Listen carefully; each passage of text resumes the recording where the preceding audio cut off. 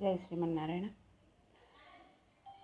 ఆపదామపహర్తారం దాతారం సర్వసంపదాం లోకాభిరామం శ్రీరామం భూయో భూయో నమామ్యహం.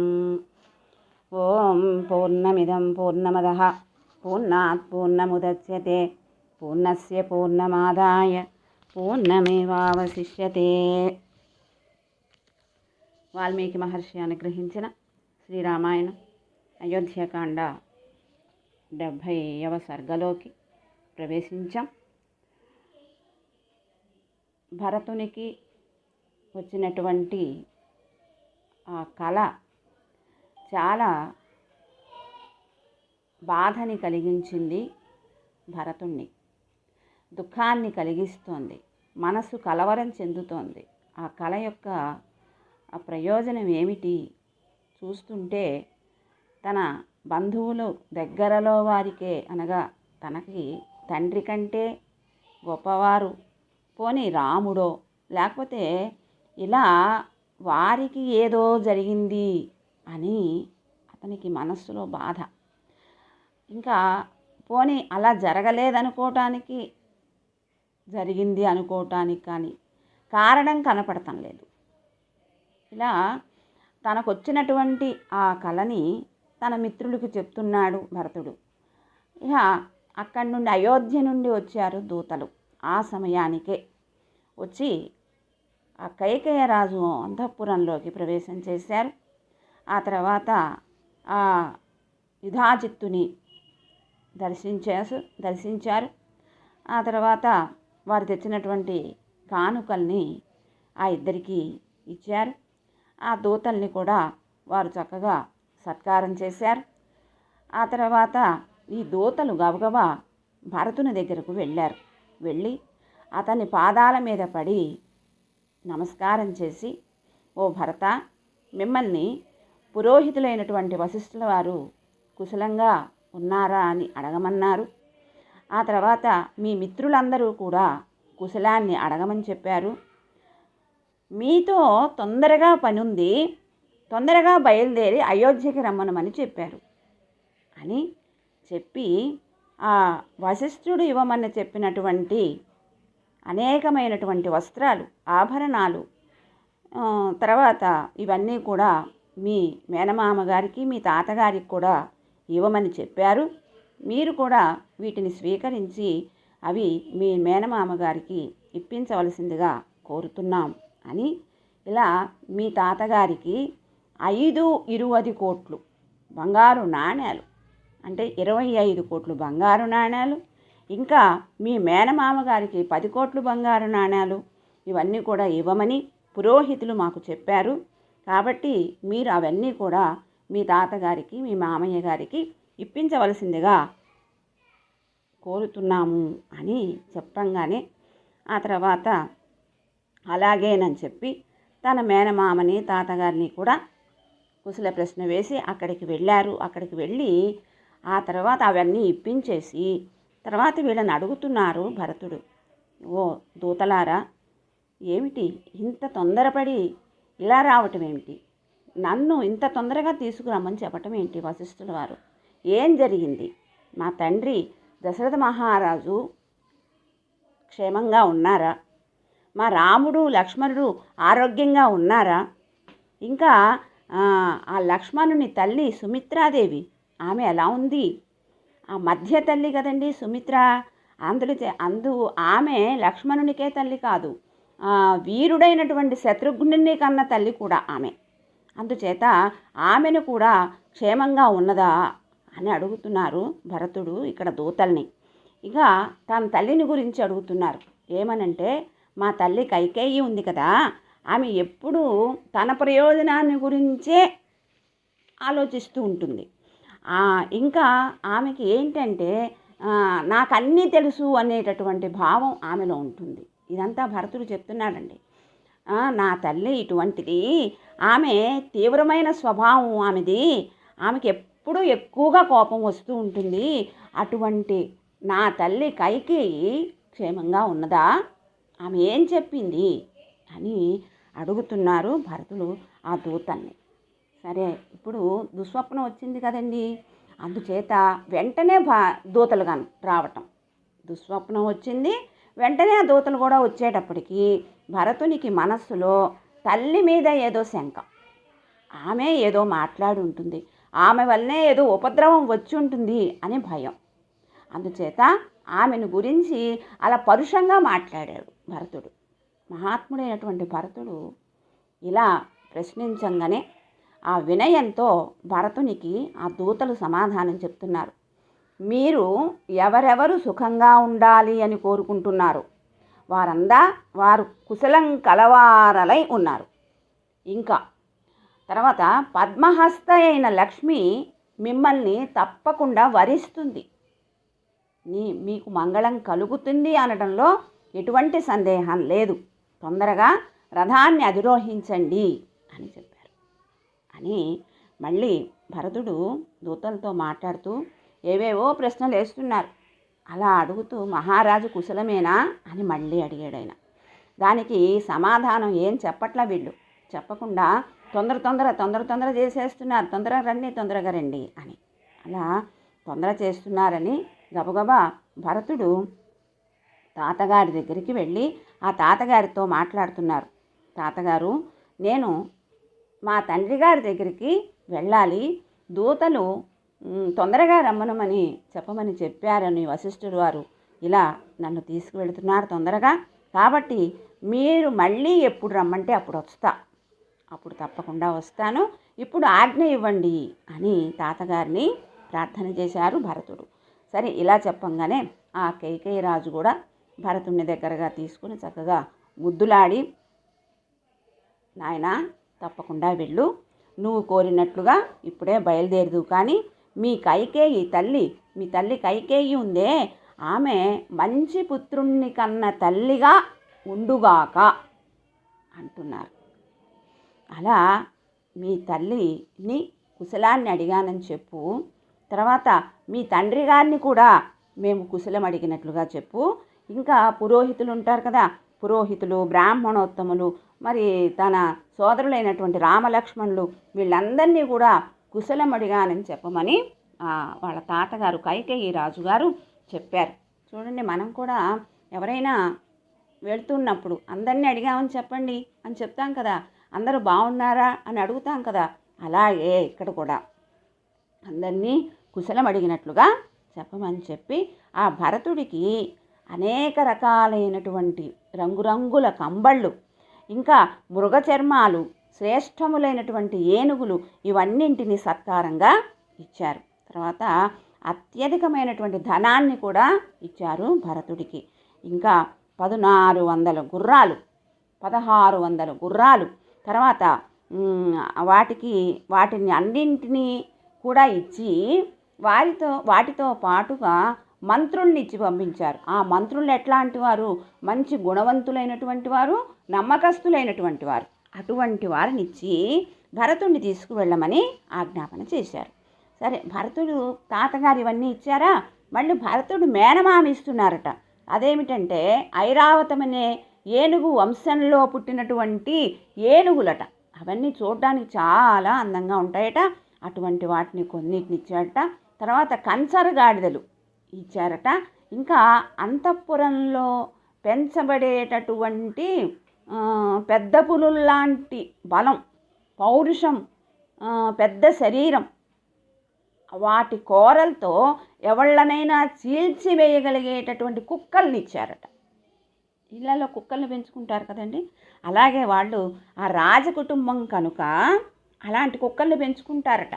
ఆ కుక్కలు ఎంత బలంగా ఉన్నాయో చెప్పారు, పెద్ద పులుల్లాగా అంత బలమైనవి. ఎటువంటి వాళ్ళనైనా సరే వాటి కోరలతో చీల్చివేసేటటువంటి గొప్ప శక్తి కలిగినటువంటి కుక్కలట. అవన్నీ కూడా ఇచ్చారు భరతుడికి. ఇవన్నీ చూశాడు భరతుడు, కానీ ఆనందం కనపడతల్లా. లేదంటే ఎవరైనా సత్కారం చేశారనో లేదంటే గిఫ్ట్లు ఇచ్చారంటే కొద్దిగా ఆనందం కలుగుతుందండి మనసులో, కానీ భరతుడికి ఎటువంటి ఆనందం కలగల ఇన్ని రకాలైనటువంటి కానుకలు ఇచ్చినా కానీ. ఎందుకని అంటే మనసులో బాధ. ఆ దుస్వప్నము యొక్క ప్రయోజనం ఎలా ఉంటుందో అని బాధపడుతున్నాడు ఈయన. అందుచేత అవన్నీ ఆ మనసులో బెంగ ఎక్కువగా ఉండటం చేత ఇవి తీసుకున్న వాళ్ళు ఇచ్చినటువంటి ఆనందం ఈయన దగ్గర కనపడతల్లా. సరే ఎంత తొందరగా అయోధ్యకి వెళ్ళిపోదామా అని మనసు తొందర పెట్టిపోతుంది. ఇక తాతగారు మేనమామ ఇక్కడికి వచ్చారు. భరతుడు ఉన్నటువంటి ఇప్పుడు ఇంతకు ముందేమో ఆయన అక్కడికి వెళ్ళాడు. ఇప్పుడు భరతుడు ఉన్నటువంటి అంతఃపురానికే వచ్చారు వాళ్ళిద్దరు కూడా. ఇక్కడే ఆయనకు వీడ్కోలు చెప్పారు. రాజమార్గానికి వచ్చేసారు. అక్కడి నుంచి బయలుదేరి ఆ తర్వాత తొందరగా అంతఃపురంలోకి ప్రవేశించి అక్కడ ఉన్నటువంటి వాళ్ళందరికీ కూడా చెప్పారు. ఆ తర్వాత ఆయన ఎమ్మటే శత్రుఘ్నునితో కూడా రథం ఎక్కాడు ఈయన. ఎక్కిన తర్వాత ఈ రథం ఎమ్మటే అనేకములైనటువంటి అశ్వాలు, గాడిదలు, వాళ్ళ ఇంకా ఒంటెలు, గోవులు, వందలాది రథాలు, ఇంకా సైన్యం, చతురంగ సైన్యం కూడా వీళ్ళన్నింటినీ ఇచ్చాడండి ఆయన. ఇవన్నీ కూడా వెంట వెళ్తున్నాయి. భరతుడు శత్రుఘ్నులతో కలిసి రథంలో ముందుకు బయలుదేరారు.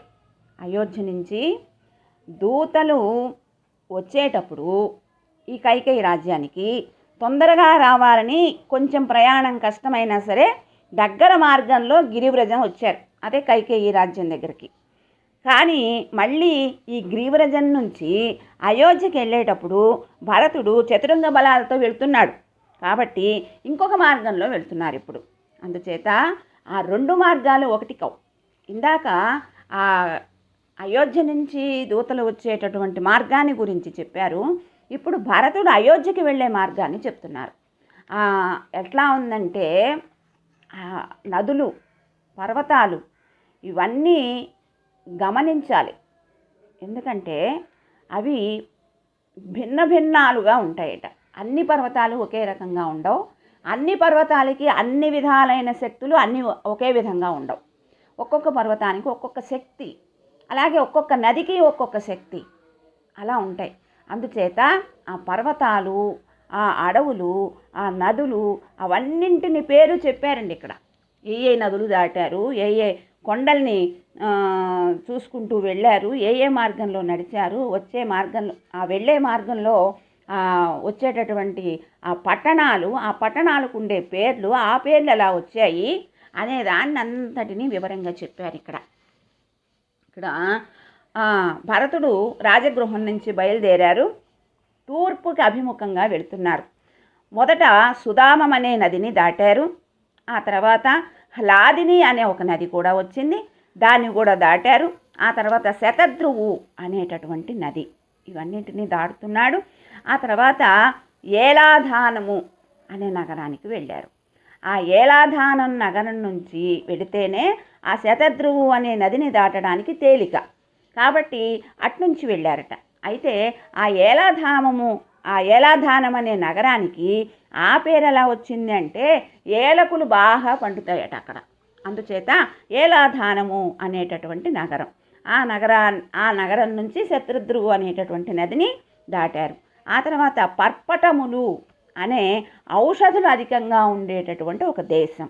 ఆ పర్పటకములకి తూర్పున పడమరన 2 గ్రామాలు ఉన్నాయట. తూర్పున ఉన్నదానికేమో పూర్వపర్పటము, పశ్చిమ వైపు ఉన్న గ్రామానికేమో అపరపర్పటము అని పేరు. ఇక ఈ శతద్రువు నదిని దాటి ఈ అపరపర్పటము చేరారు. అక్కడ శిలాపహ అనే నది ఉంది. ఆ తర్వాత దాన్ని దాటుతున్నారు. ఇప్పుడు శిలాపహం అనే పేరు ఆ నదికి ఎందుకు వచ్చింది అంటే దాని వేగం చాలా ఎక్కువ ఉంటుందట. ఆ వేగానికి పెద్ద పెద్ద బండరాళ్ళు లాంటివి దొర్లి వస్తూ ఉంటాయట. అందుచేత అంతటా రాళ్లే ఉంటాయి అక్కడ.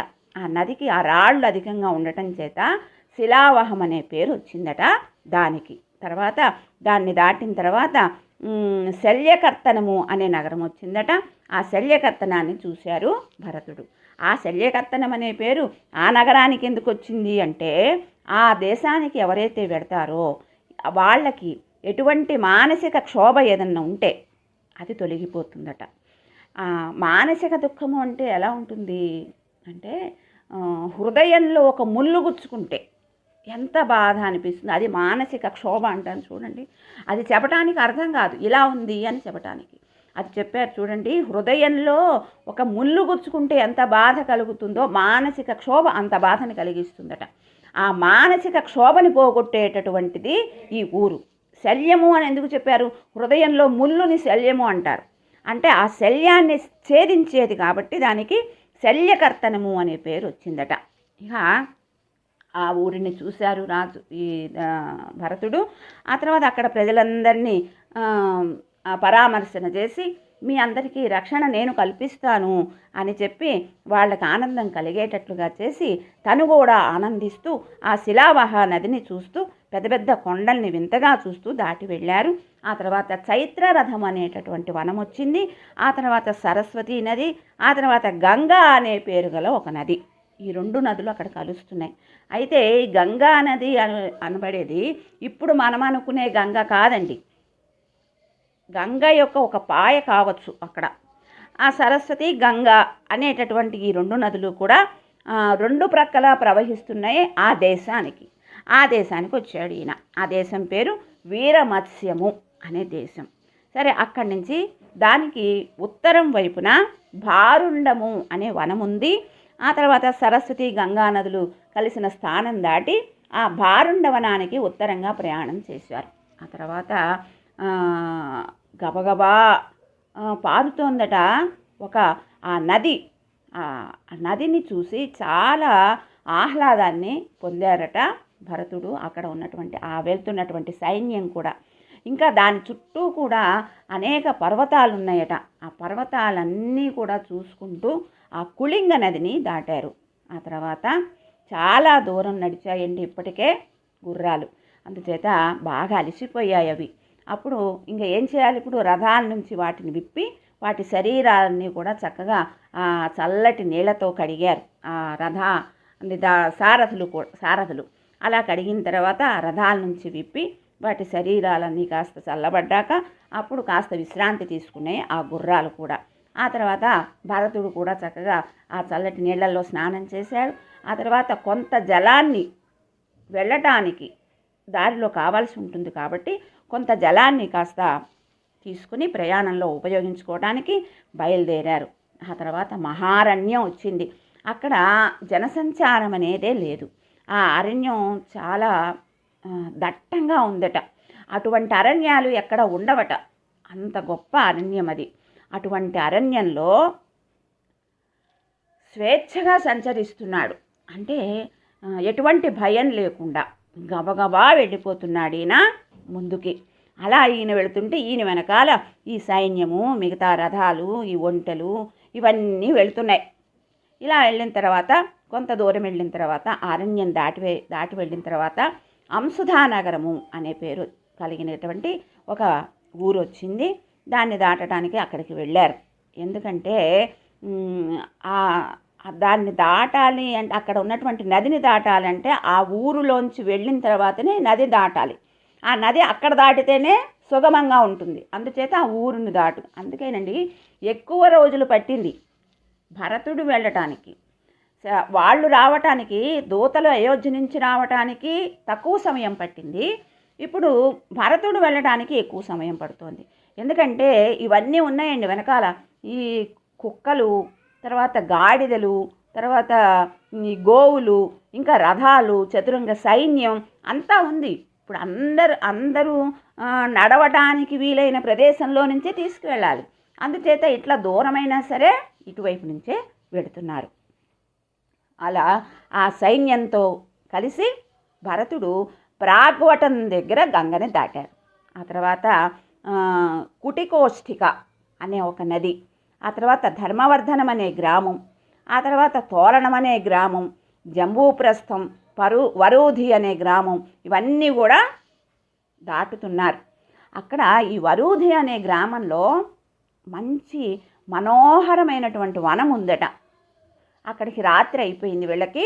ఆ రాత్రి అవ్వడం చేత ఆ వరూధి అనే గ్రామంలో ఆ వనంలో విశ్రమించారు.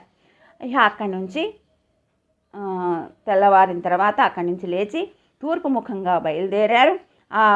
అక్కడి నుంచి ఇంకా ఉద్యానవనాలు చాలా ఉన్నాయి. ఆ ఉద్యానవనాలన్నీ చూసుకుంటూ కదంబ వృక్షాలు ఆ ఉద్యానవనాల్లో, ఇంకా బంధూక వృక్షాలు, సాల వృక్షాలు ఇవన్నీ కూడా చాలా అందంగా కనపడుతున్నాయట. ఆ కదంబ వృక్షాల దగ్గర కొద్దిసేపు ఆగారు. మళ్ళీ ఆగిన తర్వాత అక్కడ దాకా నడిచే వెళ్ళారండి. అంటే ఆ ఉద్యానవనాలన్నీ చూసుకుంటూ, ఇప్పుడు తనొక్కడి కోసం కాదు, అందరూ ఉన్నారు, వీళ్ళందరికీ కూడా ఆనందం కలగాలి. ఇప్పుడు తన మనసు బాధ కలుగుతోంది అని తనొక్కడే అలా వెళ్ళిపోతే మిగతా వాళ్ళందరూ అవన్నీ చూసేది ఎప్పుడు? అందుచేత భరతుడు ఏం చేశారంటే ముందర తను వెళుతూ వెనకాల వాళ్ళు కూడా అవి చూడడానికి అనువుగా ఉండేటట్లుగా నెమ్మదిగా వెళుతున్నారు. ఇక్కడ ఆ ఉద్యానవనాల యొక్క అందాన్ని చూడాలి అని ఆ వరూధి అనే గ్రామం నుంచి నడిచి వెళ్ళారట. నెమ్మదిగా నడిచి అంటే నెమ్మదిగా వెళ్ళారు. నెమ్మదిగా వెళ్ళేటప్పటికి అవన్నీ చూసుకుంటూ ఆ కదంబ వృక్షాలు అవన్నీ చూసుకుంటూ ఆ కదంబ వృక్షాల కింద కాసేపు విశ్రమించి అక్కడి నుంచి మళ్ళీ రథాలు తీసుకుని అశ్వాలు పూంచుకొని బయలుదేరారు. మళ్ళీ ఆ తర్వాత అక్కడి నుంచి భరతుడు తన సైన్యాన్ని మెల్లగా రండి అని చెప్పి, ఇక తర్వాత వచ్చే ప్రదేశం అంతా భరతుడికి తెలుసు.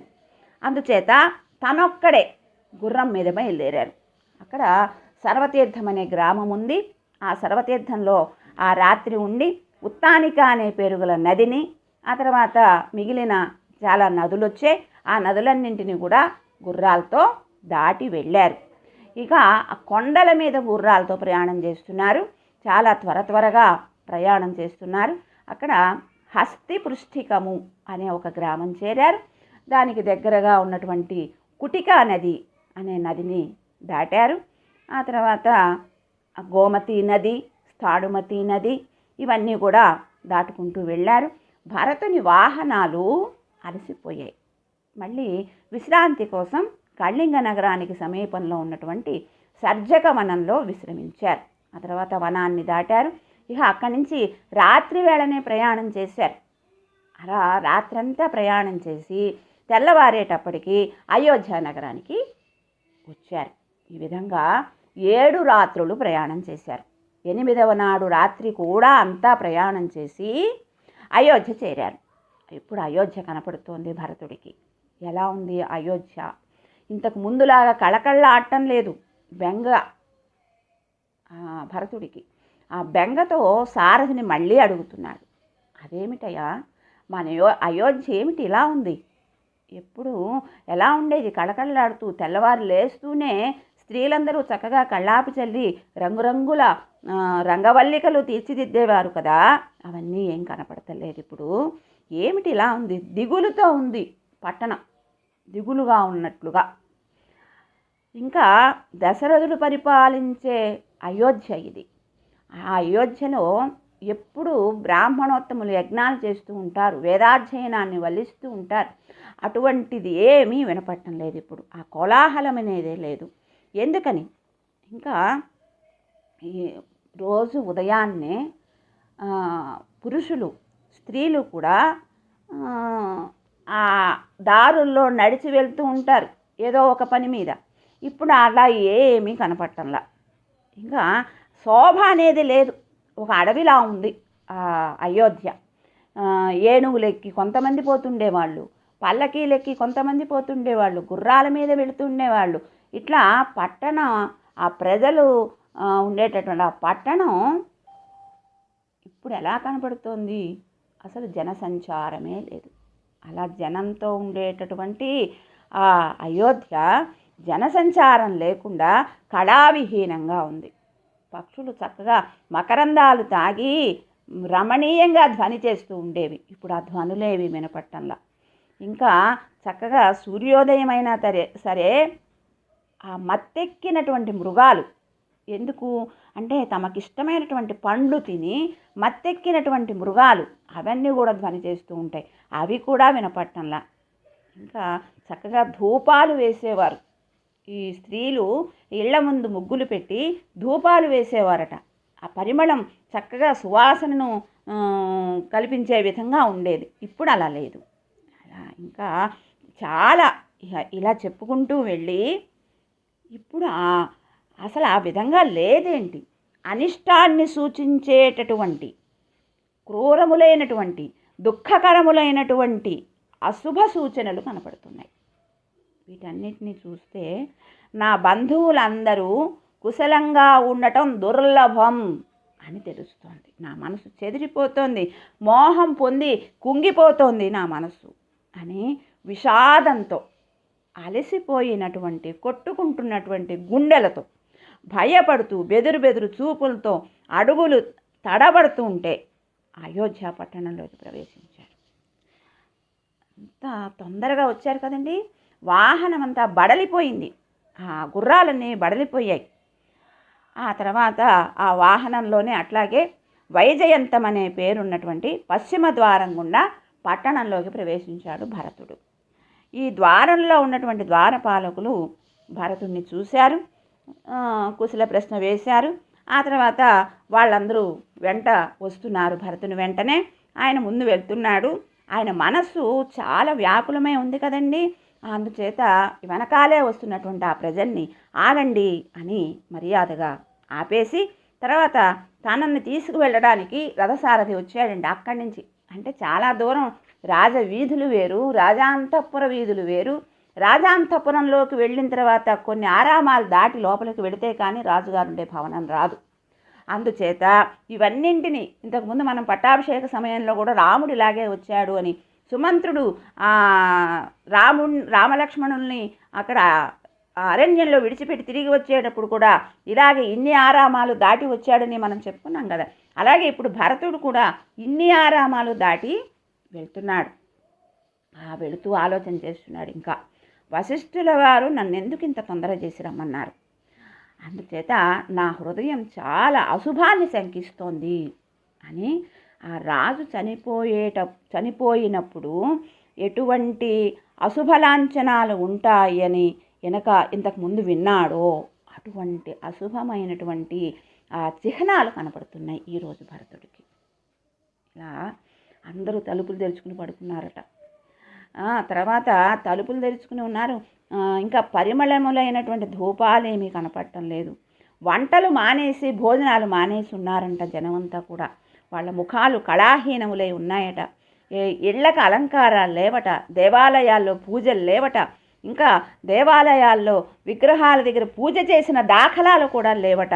ఇంకా సభలు జరగటం లేదు, యజ్ఞాలు జరగటం లేదు, అంగళ్ళు తెలియలేదు, ఇక పూల అంగళ్ళు ఇవన్నీ ఏమి, కూరగాయల అంగళ్ళు ఏమి తెలియలేదట. అట ఇంకా ఆలోచనలో మునిగి ఉన్నారు ఆ వర్తకులందరూ కూడా. తెరవకుండా ఆ వర్తకులందరూ కూడా ఏదేదో ఆలోచన చేస్తూ వాళ్ళ పని వాళ్లకు చేసేటంత వాళ్ళకి ఆ మనసు లేదు. అలా ఉన్నారు అక్కడ ఉన్నటువంటి వారందరూ కూడా. స్త్రీ పురుషులు స్నానాలు చేయలేదట, పక్షులు దీనంగా కూస్తున్నాయట. ఇవన్నీ విని, ఇవన్నీ అశుభ సూచనలు. ఒక దేశపు రాజు పోతే ఎలా ఉంటుందో ఇంతకుముందు తని విని ఉన్నాడో ఆ విధంగా ఇవాళ కనపడుతున్నాయి. అలా ఇంతకుముందు ఎలా ఉండేది, అమరావతి లాగా ఉండేది, ఇంద్రుడు పాలించే అమరావతి లాగా ఉండేది అయోధ్య. ఇప్పుడు అలా లేదు, కాంతిహీనమైపోయింది. చాలా దుఃఖం భరతుడికి. ఈ అశుభ సూచనలన్నీ కనబడుతున్నాయి. ఈయనకి మనస్సు ఇంకా వికలమైపోయింది. దుఃఖం. ఆ దుఃఖంతోనే తండ్రి గారి భవనానికి వెళ్ళారు. అక్కడ తండ్రి కనపడలా. తర్వాత తల్లి కైకేయి భవనంలో ఉంటారేమో అనుకుని దశరథుడు కైకేయి భవనానికి వచ్చారు. అక్కడ దశరథుడు ఉంటాడనుకున్నాడు, కానీ ఇప్పుడు అక్కడ కనపడలా. ముందు కైకేయి మందిరానికి వెళ్ళారు. ఆమె ఒక్కసారిగా తను కూర్చున్నటువంటి ఆ బంగారు సింహాసనం మీద నుంచి ఒక్క ఉదుటన లేచిందట, కొడుకు వచ్చాడు అని. ఈ ఆనంద వార్తని కొడుకు చెప్పాలి ఇప్పుడు. అది కైకేయి యొక్క తొందర, ఆదుర్ద, ఆనందం. అలా ధర్మాత్ముడైనటువంటి ఆ భరతుడు ముఖం కళావిహీనంగా ఉంది. అట్లా ఉన్నటువంటి కొడుకుని చూసింది కైక. గబగబా ఆ తల్లి కైక యొక్క పాదాలకి నమస్కారం చేశారు భరతుడు.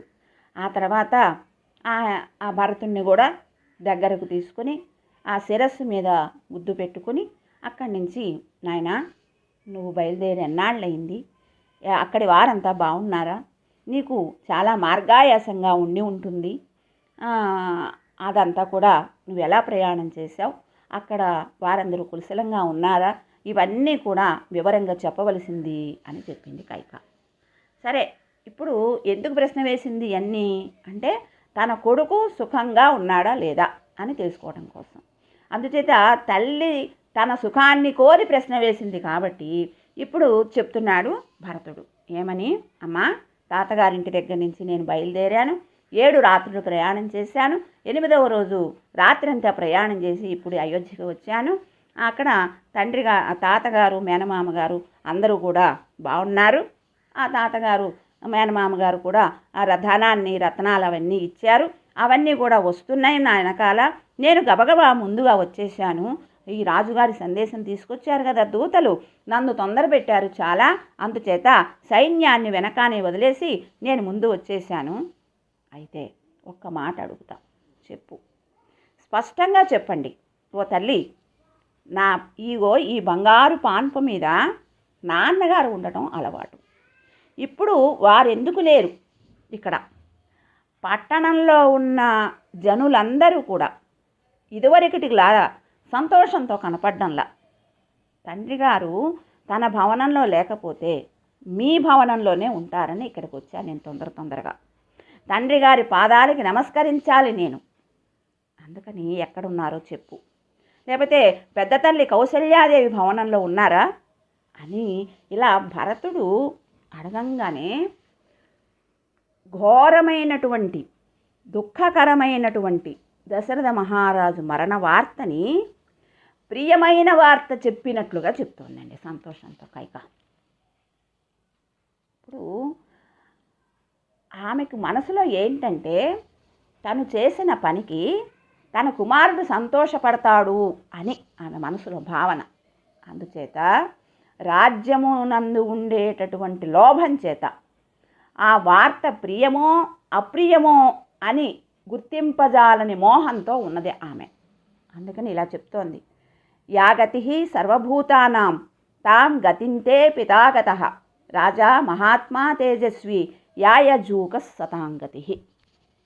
ఎప్పుడూ మంచి చేసే స్వభావం కలిగిన వాడు, సత్పురుషులకి ఆశ్రయమైనటువంటి వాడు, మహాత్ముడైనటువంటి రాజు లోకంలో ఉండేటటువంటి ప్రాణులందరూ చిట్ట చివరికి ఏ దశనే పొందుతారో ఆ దశని పొందాడు చెప్పింది. ఆమెలో భర్త చనిపోయాడు అనేటటువంటి విషాద రేఖ కూడా కనపడతంలా. చనిపోవడం పెద్ద విశేషం కాదు, ఎందుకంటే జన్మించిన ప్రతి వాళ్ళు చివరికి మరణించాల్సిందే, ప్రతి ప్రాణికి తప్పదు అది. మీ తండ్రి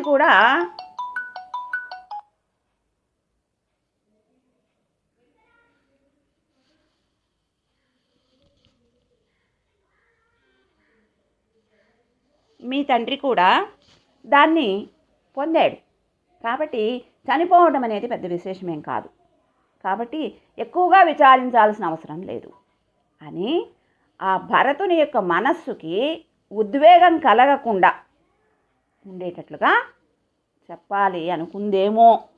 లేకపోతే తన కుమారుడు రాజవుతాడు అనే సంతోషం చేతను దశరథుని యొక్క మరణ వార్తని తేలిగ్గా చెప్పేసింది. అలా చెప్పేటప్పటికీ ఆమె స్వభావంలో ఉన్న ఆ వక్రత కనపడింది. ఆమె దృష్టి అంతా ఎక్కడుంది? భరతుని పట్టాభిషేకం మీద ఉంది. ఇప్పుడు దశరథ మహారాజుకి 60,000 సంవత్సరాలు. ఆ 60,000 సంవత్సరాల వయస్సు ఉన్నటువంటి రాజు చనిపోవటంలో ఆమె దృష్టిలో పెద్ద విషయమేం కాదు. వయస్సు చేత పెద్దవాడు, మరణం అనేది సహజం కాబట్టి దానికోసం అంత విలపించక్కర్లా అని జరగబోయే పట్టాభిషేకానికి సంతోషపడాలి. దశరథ మహారాజు చనిపోయినందుకు ఎందుకు 60,000 సంవత్సరాలు వచ్చాయి, అతను వృద్ధుడైపోయాడు కాబట్టి ప్రాణం పోవటం అనేది పుట్టిన ప్రతి ప్రాణికి తప్పదు కాబట్టి ఆయన చనిపోయాడు, దానికి దుఃఖించనక్కర్లేదు. నీకు పట్టాభిషేకం కాబట్టి జరగబోయే పట్టాభిషేకం గురించి ఆనందపడాలి అని ఆమె ధోరణ ఆ విధంగా సాగింది భరతునితోటి. అంటే ఆమె మనసు ఎంతగా మారిపోయిందంటే మందర ఆ చెప్పినటువంటి మాటల్లో భరతునికి పట్టాభిషేకం చేస్తే ఎలా ఉంటుంది అనే దాని గురించి చెప్పింది మందర. అది బాగా పట్టేసింది మనస్సుకి, అందుచేత దాని మీద వ్యామోహం పెరిగిపోయింది. ఇప్పుడు ఆ వ్యామోహం ఎంత దాకా వచ్చిందంటే తన వైధవ్యాన్ని కూడా లెక్క చేయనంత స్థితికి తెచ్చేసింది. కొంత వయసు గడిచిన తర్వాత పిల్లలు గనక సుఖంగా ఉంటే భర్త పోయినా స్త్రీ అంతగా బాధపడనవసరం లేదు అనే ఆమె భావన అది. ఆ భావనతో అలా మాట్లాడుతోంది ఆమె. ఇప్పుడు భరతుడు ఎటువంటి వాడు? మంచి సంస్కారవంతమైనటువంటి వంశంలో పుట్టినటువంటి వాడు. ఆ ఇక్ష్వాకు వంశం ఎంత గొప్పది, ధర్మాన్ని తప్పనటువంటిది. తన జన్మనిచ్చిన తండ్రియో ఆయన ధర్మాత్ముడు. ఇప్పుడు ఆ తండ్రి చనిపోయాడు. తండ్రి ఎంత వృద్ధుడైనా పుత్రుడికి కానీ భార్యకు కానీ శోకం కలగటం సహజమైందే. దాన్ని మీరటం కష్టమే. ఎందుకంటే స్త్రీకి ఆ వయస్సులో భర్త కంటే పుత్రుడితోనే సుఖం ఎక్కువ లభించవచ్చు. అయినా చనిపోయాడు అన్న వార్త, భర్త చనిపోయాడు అనే వార్త వినంగానే మనసు కలత చెందకుండా ఉండటము అనేది సంస్కారమైనది కాదు. అంటే అలా ఉండటం, భర్త ఎంత సుఖం ఉన్నా కానీ పుత్రులతో భర్త పోయాడు అన్నప్పుడు బాధ లేకుండా ఎలా ఉంటుంది? అది సంస్కారం అనిపించుకోదు కదా. ఇప్పుడు భరతుడికి ధర్మం తెలుసు. ఒక్కసారి దిగులు పడింది మనస్సు. ఇప్పుడు తల్లి అలాగ మాట్లాడిందండి. మాట్లాడేటప్పటికి తండ్రి మరణించారనే శోకం భరతుణ్ణి చాలా బలంగా బాధించింది. నేల కూలబడిపోయి అయ్యో చచ్చానురా దేవుడా అని పడిపోయాడు. నిజంగా ఈ మాటే చెప్పారండి వాల్మీకి మహర్షి ఆ శ్లోకంలో. నేను చచ్చాను అని కింద పడిపోయాడు ఆయన దీనంగా. అలా నేలబడి 2 చేతులు ముందుకు చాచి మొరబెడుతున్నాడు ఆయన. శోకం అంతా ఆవరించేసింది ఆయన్ని. ఆ దుఃఖం అంతా నిండిపోయింది ఆయనకి. ఆ మహా తేజస్శాలి భరతుడేం తక్కువవాడు కాదండి. అయినా అంత తేజస్శాలి అయినా అతని మనసు చెదిరిపోయింది. అమ్మా, నాన్నగారు పడుకునేటటువంటి ఆ పాన్పు ఎంత అందంగా ఉండేదో. ఎలా అంటే శరత్కాలంలో నిర్మలమైనటువంటి ఆకాశం చంద్రునితో కూడినప్పుడు ఎంత అందంగా ఉంటుందో అంత అందంగా ఉండేది. ఇప్పుడు ఆ అందమంతా ఏమైపోయింది? నాన్నగారితోనే ఆ అందమంతా పోయింది. దశరథ మహారాజు ఈ పాన్పు మీద లేకపోతే ఆ పాన్పుకే ప్రకాశం తగ్గిపోయింది. మనం కూడా అలాగే అనుకుంటుంటాం కదండి. అలాగే ఇక్కడ భరతుడు కూడా బాధపడుతున్నాడు. అతని ఏడుపు ఆగటంలా, ఏడుపు బయటకు వచ్చేసింది ఆయనకి. బయటకు వచ్చేసి ఇంకా పెద్దగా ఏడుస్తున్నాడు ఆయన. ముఖం మీద తన వస్త్రాన్ని కప్పుకొని ఏడుస్తున్నాడు. చాలా గొప్పవాడండి. పరాక్రమంలో కూడా చాలా గొప్పవాడు భరతుడు, జయశీలుడు. అటువంటి భరతుడికి కూడా దుఃఖం ఆగట్ల, ఏడుస్తున్నాడు పెద్దగా. దేవతలతో సమానమైన వాడు భరతుడు. అటువంటి భరతుడు నేల మీద పడి ఏడుస్తున్నాడు. అలా ఏడుస్తుంటే ఆ కైకేయి అలా కుంగిపోతున్నటువంటి తన కుమారుణ్ణి చూసి చెబుతోంది, ఓ భరత, ఇలా ఏడవద్దు, లెగు, ఉత్తిష్టోత్తిష్ట కిం శేషే రాజన్ పుత్రమహాయస త్వద్విధాన హి శోచంతి సంతస్సదసి సమ్మతాః. ఓ రాజా, రాజా అని పిలిచిందండి భరతుణ్ణి. ఓ రాజా, నువ్వు మహాయశస్సుని ఆర్జించినటువంటి వాడివి. అటువంటి నీవు ఇప్పుడు ఇట్లా నేల మీద పడుకోవటం తగదు. లే, సభలలో పెద్దలతో తిరిగేటటువంటి నీ వంటి వాడు ఇలా శోకించటం పాడి కాదు అని చెప్పింది. ఇప్పుడు ఈ మాటలు భరతుడికి చాలా బాధ కలిగించాయి. చెవుల్లో ములుకుల్లా గుచ్చుకున్నాయట.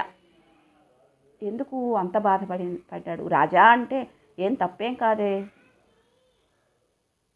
భరతుడు ఆత్మస్వరూపాన్ని తెలిసినటువంటి వాడు. అతడు శరీర సంబంధం చేత కుమారుడే. ఇప్పుడు తల్లి కోరిక చేత ఈరోజు రాజ్యం అతనికి వచ్చింది. కానీ అతడు శరీరము కంటే వేరైనటువంటి తను, అంటే శరీరం వేరు ఆత్మ వేరు అని కదా చెప్పుకునేది, అది తెలిసినటువంటి వాడు. అంతేకాకుండా బాహ్యంగా ధర్మాన్ని తెలుసుకున్నవాడు. అందుచేత కైకేయి అతనికి రాజు కాబోతున్నాడు అని సూచించడానికి రాజా అని సంబోధన చేసింది. తండ్రి చనిపోయినా తనకంటే పెద్దవాడైన రాముడు రాజు అవుతాడు. తను కాదు కదా రాజు కావాల్సింది, అది తెలుసు భరతుడికి. అందుచేత రాజన్ అన్న పిలుపు అతన్ని కలిచివేసింది. బాధపడి, సామాన్యమైన వాళ్ళు అయితే ఇప్పుడు ఇంతకుముందు చెప్పుకున్నట్లుగా కైకేయి ఎంత ఆనందపడుతుందో, తన కొడుకు కోసం తను ఎంత కష్టాన్నైనా భరించి తన కొడుకు సుఖాన్నే కోరుకున్నటువంటి కైకేయి ఎంత ఆనందపడిందో, అలాగే ఆ తల్లిని గురించి ఆలోచన చేసి కొడుకు కూడా అంత ఆనందపడాలి. లౌకికంగా జరిగే విషయం ఇది. కానీ ధర్మ ప్రవర్తన తెలిసినటువంటి వాడు భరతుడు. అంతేకాదు ఇక్ష్వాకు వంశమంతా కూడా ధర్మంలో సంచరించేటటువంటిది, ధర్మాన్ని ఏమాత్రం తప్పేటటువంటిది కాదు. అటువంటి వంశంలో పుట్టినవాడు భరతుడు. కాబట్టి ఈ మాట తన తండ్రి గారు పోయినా పెద్ద అన్నగారు ఉన్నారు కదా, ఆయనకి కదా రాజ్యం రావాల్సింది, తనకి కాదు కదా. అదొకటే కాదు, ఇది బాహ్యమైనటువంటి సంబంధం చేత వచ్చింది. మరి ఆత్మ సంబంధం చేతనో అదిలా చెప్తున్నారు చూడండి. పుత్రధర్మం అని తెలిసినటువంటి భరతుడికి ఆ మాట యుక్తంగా కనపడలా.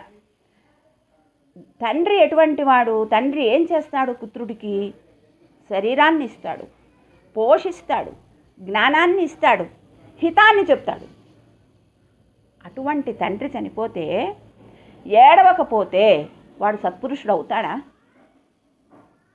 అతనికి పుత్రుడు అనిపించుకోవడానికి యోగ్యత లేదు అటువంటి వాడిని. అది తండ్రి చనిపోయాడు అనగానే అది ఆవశ్యకమా అనావశ్యకమా అని ఆలోచించి ఏడుస్తారా? ఇప్పుడు కుమారుడికి తండ్రితో ఉన్న సంబంధం ఎంత గొప్పవాడైనా సరే ఏడిపిస్తున్నది. వేడకపోతే వాడు కుమారుడే కాదు. ఇప్పుడు తననేమంది కైకేయి, సత్పురుషులతో కలిపి నీ వంటి వారు శోకించరు అన్నది. అసలు సత్పురుషులతో కలపడానికంటే ఈ సత్పురుషుడు కానివాడా? ఈయనకు ఎటువంటిది ఇప్పుడు ఎటువంటి బాధ ఉంది భరతుడికి అంటే, తండ్రి గారు పోయినందుకు నువ్వు ఏడవద్దు అంటోంది ఒక పక్క. ఏడవకపోతే సత్పురుషుడు ఎట్ట అవుతాడు? మరి సత్పురుషులతో కలిపి చెప్తోంది ఏంటి ఈమె అని బాధ. అబ్బా, ఎంత అర్థాన్ని చెప్పారండి ఇక్కడ. అంటే ఇప్పుడు భరతుడికి బాధ కలిగింది.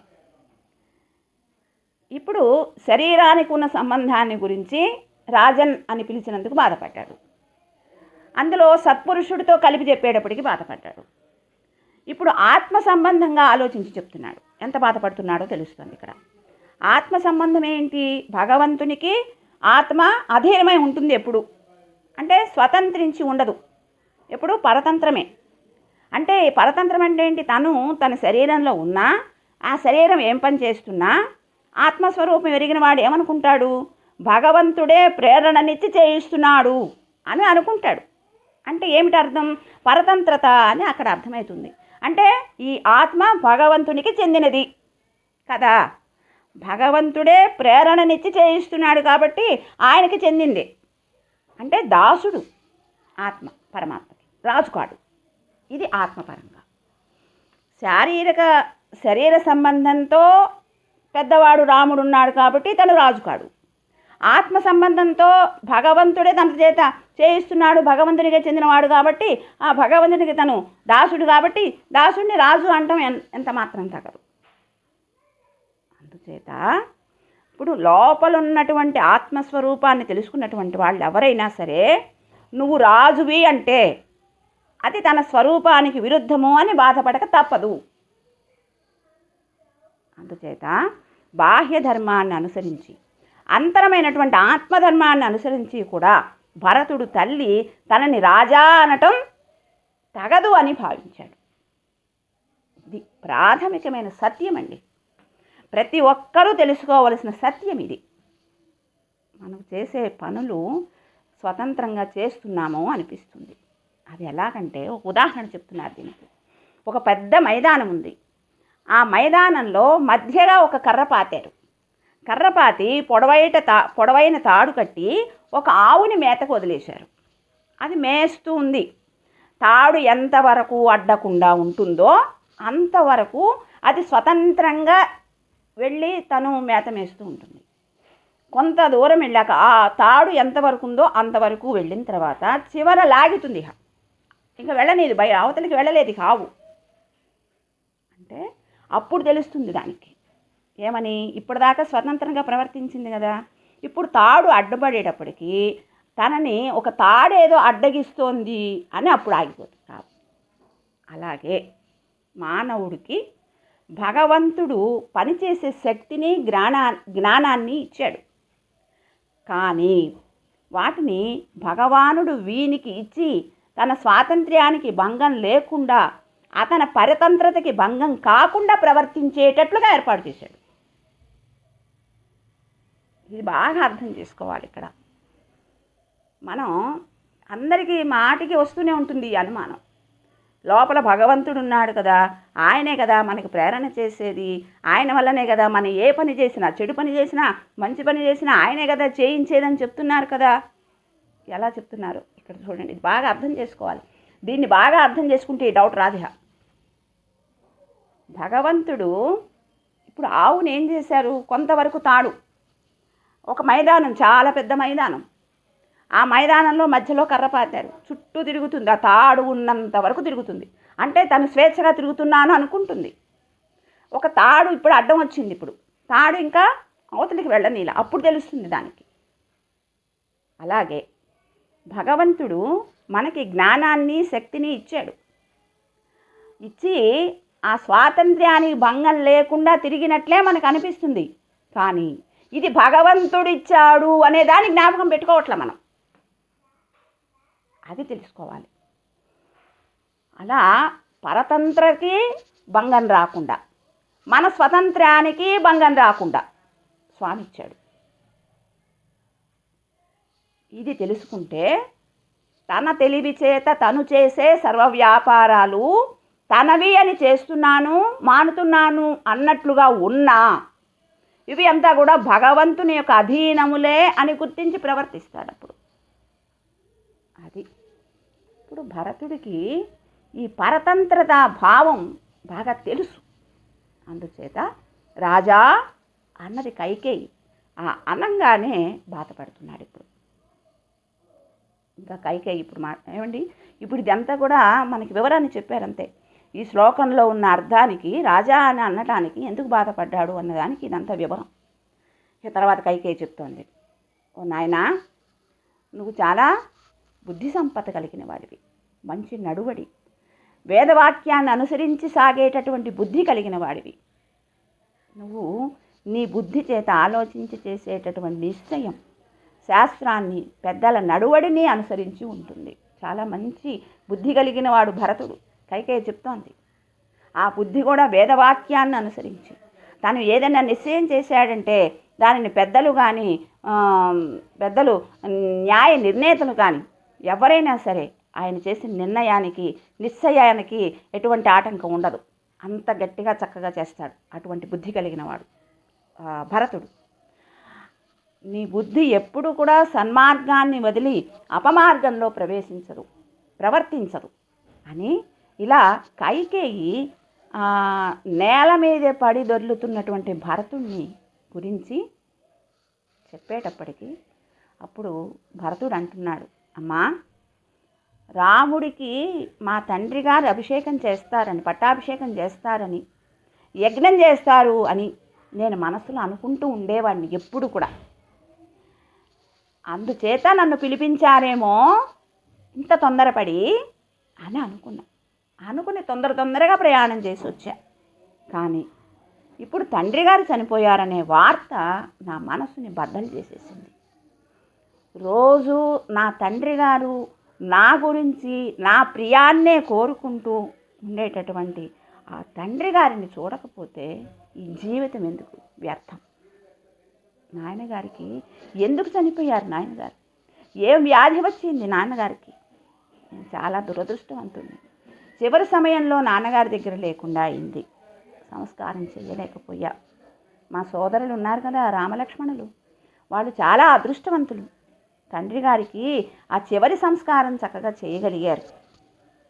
మరి నాన్నగారికి నేను తిరిగి వచ్చానని ఇప్పుడు తెలియదు. ఒకవేళ ఆయన ఉంటే నన్ను పట్టుకొని ఒకసారి దగ్గరగా తీసుకుని తల వంచి నా శరీరాన్నంతా తడిమి ఎంతో ప్రేమగా ఆప్యాయంగా పలకరిస్తారు నన్ను. ఇప్పుడు ఆ తండ్రి ఎలాంటి వాడంటే బిడ్డ ఏ శ్రమ పడకుండా ఉండాలి అని ఎన్నో ప్రయత్నాలు చేస్తారు. అలాగే దశరథ మహారాజు కూడా నా గురించి ఇలా నా కొడుకు శ్రమ పడకుండా ఉండాలి అని నా గురించి ఎంతో ఆలోచించి చేసేవారు. ఇప్పుడు ఆ భాగ్యం నాకు లేదు. అటువంటి తండ్రిని స్పృశించే భాగ్యం నాకు లేదు. ఇక ఆ సుఖం మళ్ళీ నాకు దొరకదు అని ఆ తండ్రి తనని ఎంత ప్రేమగా చూస్తారో అదంతా గుర్తుకొస్తుంది ఇప్పుడు. ఏమైంది అంటే రామలక్ష్మణుడు ఇక్కడే ఉండుంటారు, ఆయనకి చర్మ సంస్కారం అంతా అయిపోయి ఉంటుంది అనుకుంటున్నాడు ఇప్పుడు భరతుడు.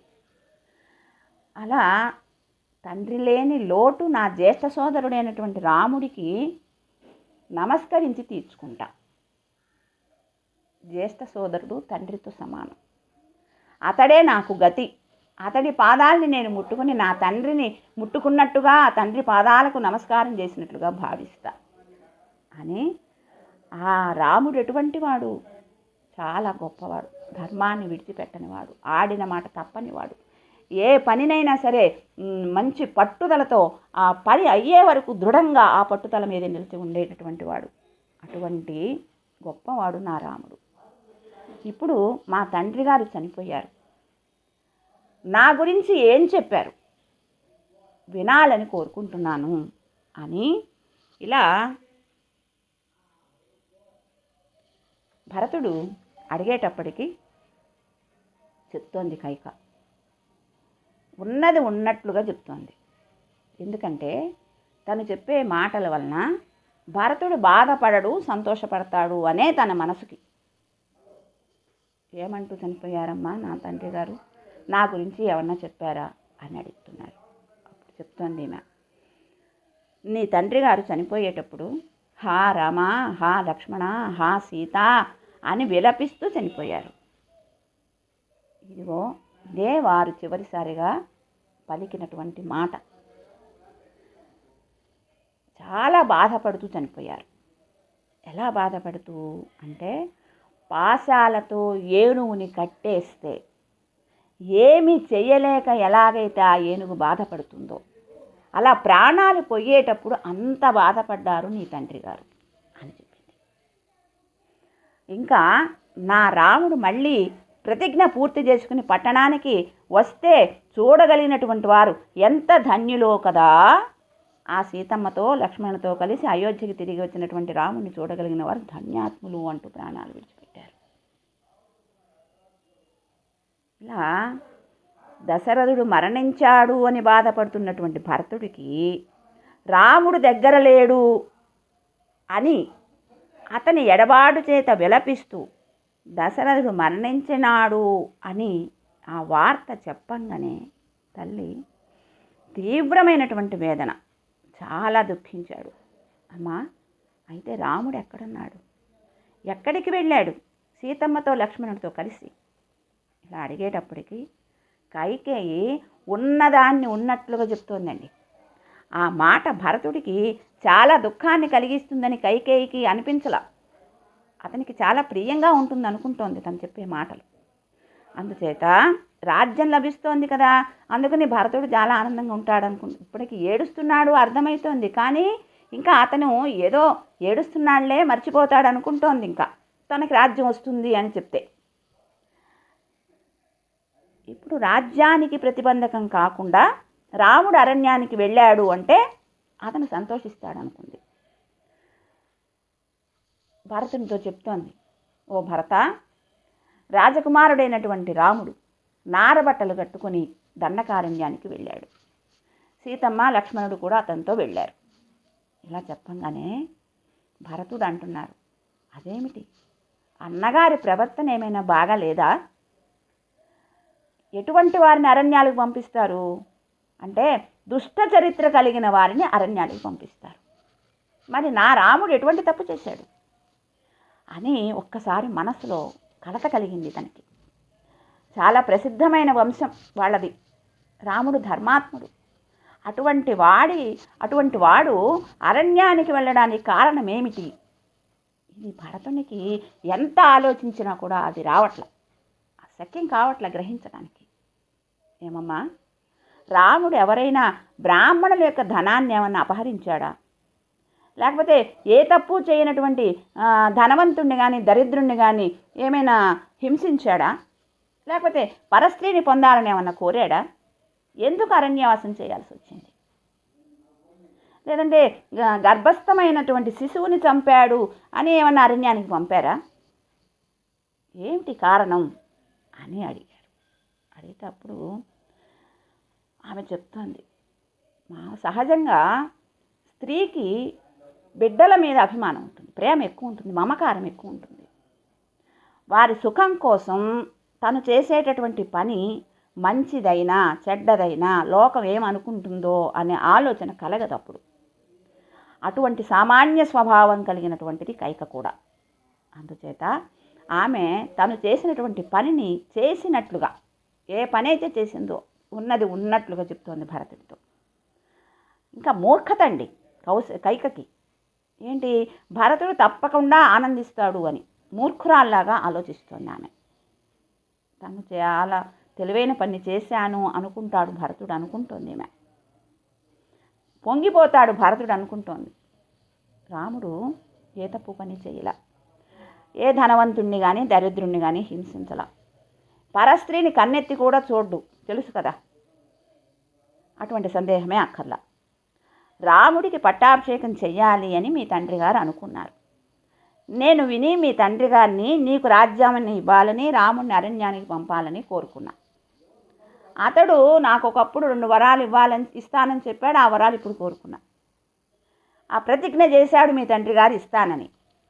కాబట్టి మీ తండ్రి గారు సత్యాన్ని పరిపాలించేవాడు కాబట్టి సరే అని సమ్మతించాడు. ఇప్పుడు రాముడు లక్ష్మణుడితో కలిసి సీతమ్మతో కలిసి అరణ్యానికి వెళ్ళిపోయాడు. దశరథుడికేమో రాముని యందు చాలా ప్రేమ. అందుచేత దశరథుడు రాముడు అరణ్యానికి వెళ్ళంగానే పుత్రశోకంతో చాలా దిగులు పడిపోయాడు. ఎడబాటును ఓర్వలేక మరణించాడు. కాబట్టి ఓ భరత, నువ్వు ధర్మజ్ఞుడివి. ఇప్పుడు నువ్వు రాజ్యాన్ని స్వీకరించాలి. నేను ఇంత చేసింది ఎవరి కోసం? నీకోసమే. మరణించిన తండ్రి కోసం కానీ, అరణ్యానికి వెళ్ళినటువంటి ఆ సోదరుని గురించి కానీ నువ్వేం బాధపడద్దు, నువ్వేం ఏడవద్దు, ధైర్యంతో ఉండు. ఇప్పుడు పట్టణమంతా నీ మీద ఆధారపడి ఉంది. రాజ్యాన్ని నువ్వే నిలబెట్టాలి, సుఖంగా ఉండేట్లుగా నువ్వే చేయాలి. కాబట్టి ఓ కుమారా, నువ్వు వెంటనే శాస్త్రోక్త విధానాన్ని తెలిసినటువంటి వశిష్ఠుడు మొదలైనటువంటి బ్రాహ్మణులతో ఆలోచన చేసి రాజుకు చేయవలసినటువంటి సంస్కారాలన్నీ చెయ్యి. అతడు ఉత్తమగతిని అందేటట్లుగా చెయ్యి. నువ్వు రాజ్యానికి పట్టాభిషిక్తుడు కా అని ఈ విధంగా కైక భరతునికి తను చేసినటువంటి పని సంతోషం కలిగిస్తుంది అనే భావనతో చెప్పింది ఈ మాటలన్నీ కూడా. భరతుడికి ఎంత బాధో, ఎంత దుఃఖమో. తల్లిని నిందిస్తున్నారు. ఆ నిందా వాక్యాలన్నీ మళ్ళీ రేపు విందాం. జై శ్రీమన్నారాయణ.